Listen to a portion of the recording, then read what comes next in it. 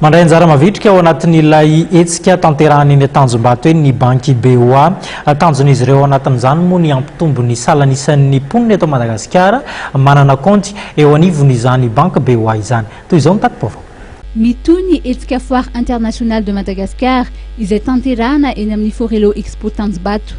Nandritry ny andiany 12 izay nisy dia panoana na sponsor hatrany ny Bank of Africa Madagascar.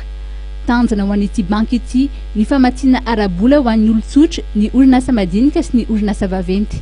12 taona amin'izay zany zao BOA no financé sponsor ny film amin'ity taona ity zany dia mbola sponsor officiel ihany izy.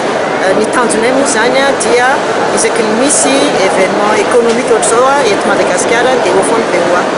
Ny tiana hetsindrina zany dia ny tolotra rehetra izay ampelantanan'ny banky ho an'ny sehatra rehetra na ny particulier zany na ny PME zany na ny orinasa lehibe zany amin'ny sehatra rehetra ary économique eto Madagascar dia vonona ny BOA zany amin'ny famatsiana ara-bolana.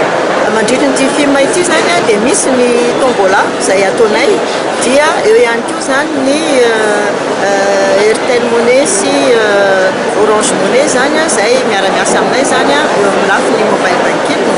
Raha ny eto Madagascar dia mbola latsaky ny 500 ny tahan'ny olona manana kaonty amin'ny banky ka misy ny ezaka samihafa mba hampitomboana izany salanisa izany.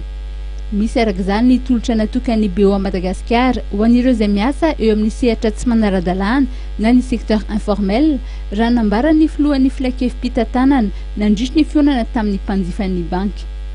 Mandalo ety Afrika amin'izao ny télé général ny vondrona Bank of Africa ary nambarana fa maro ireo fiara-miasa afaka ataon'ny mpandraraha eto Madagascar sy ny mpandraraha any Maroc. Raha iverenana ny film dia ifarana raha ampitso izany hetsika ara-toe-karena goavana ifanenan'ny mpandraraha avy amin'ny sehatra sy firenena samihafa izany ary misokatra ho an'ireo mpitsidika izay liana ihany koa.